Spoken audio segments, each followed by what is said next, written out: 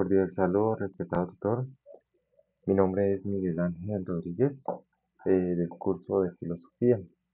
Eh, bueno, por medio de esta presentación hablaré acerca de las visiones fundamentales que han influido sobre la historia del pensamiento humano, principalmente el teocentrismo y el antropocentrismo. Bueno, estas dos corrientes nos muestran cómo pues el ser humano ha entendido que su lugar en el mundo a lo largo de la historia ha sido fundamental y cómo ha sido intervenido desde la parte divina y en su evolución, desde esa parte racional, también muestra esa parte como centro del ser humano. Estas dos corrientes, una pone como centro a Dios y la otra al hombre como ese protagonista. Bueno, nosotros al hablar del teocentrismo, eh, vemos que es una visión que coloca a Dios como el centro de todo, eh, que según esta visión que se tiene, esta corriente, todo lo que existe, todo lo que es nuestro mundo, la naturaleza, el universo, la sociedad, también el conocimiento, todo se mueve por el motor divino, que es la parte de esa deidad, y todo se rige desde allí, desde este ser supremo que da el orden a todo el mundo, que todo pasa, depende de su voluntad. Este se originó en Europa, ¿sí? Después de la caída del Imperio Romano, mm, en la Edad Media, en los siglos entre el quinto al XV, es influenciado principalmente por la Iglesia Católica y como autores tenemos a San Agustín y a Santo Tomás de Aquino, quienes son grandes precursores de esta corriente del teocentrismo. En esta época, pues la filosofía se enfocaba en explicar y en defender principalmente esto, la fe, todo lo que tenía acerca de la divinidad. Eh, Como unas principales características que vemos de esta corriente teocéntrica es que la verdad se encuentra, toda persona la encuentra en las Sagradas Escrituras. Además de esto, el ser humano tiene un papel secundario como un siervo de Dios, como lo conoce la Iglesia Católica, siempre nos lo ha enseñado desde las Escrituras como hijo de Dios, ¿sí? Y que la ciencia está subordinada principalmente a la religión. Eh, Con ejemplo de esto, pues tenemos que en la Edad Media los fenómenos naturales que se presentaban eh, eran a veces señaladas como esa parte de la divinidad. Bueno, al hablar del antropocentrismo, este toma al hombre como centro del universo y en medida de todas las cosas. Este surge durante el Renacimiento en el siglo XV al siglo XVI.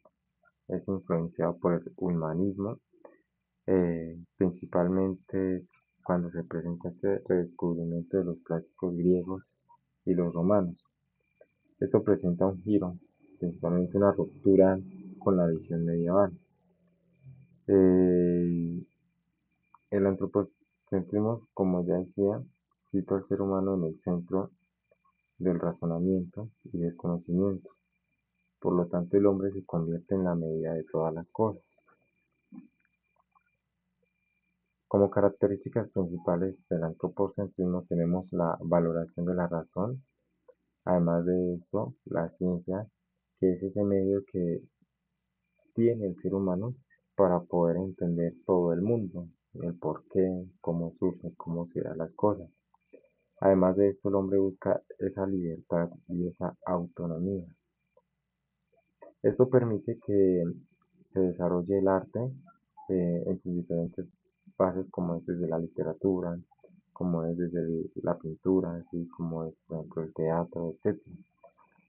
La filosofía también tiene ese enfoque humanista, ya que el hombre, como bien sabemos en la corriente antropocéntrica, el hombre es el centro de, del mundo. Un ejemplo claro tenemos a Leonardo da Vinci y a Miguel Ángel, quienes fueron ¿qué?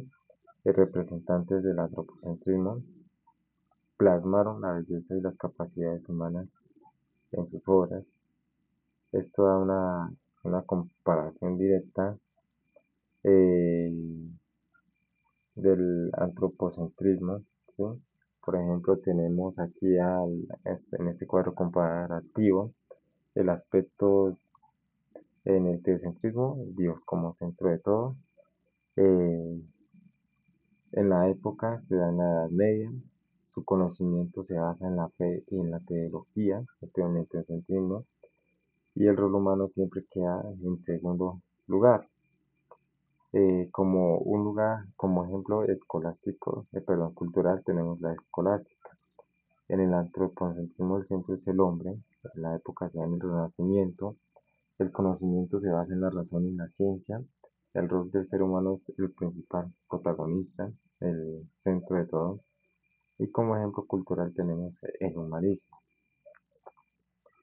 Eh, Esto da una transición histórica, se da en el cambio de pensamiento del teocentrismo a uno antropocentrístico, que esto revolucionó la cultura como la ciencia.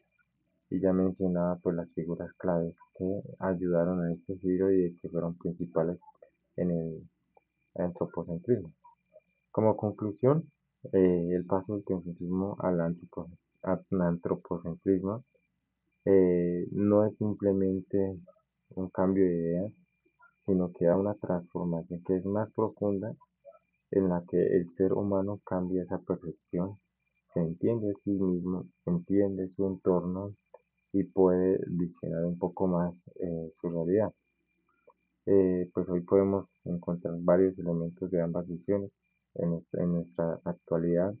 Muchas personas mantienen una fe eh, arraigada en la parte dogmática de la iglesia, como otros se inclinan por la parte de la razón desde la ciencia y más con el avance científico que hemos tenido. Como hay personas que han unido la fe como la razón desde esa parte científica, hablándolo así de la razón, y la fe desde la parte religiosa.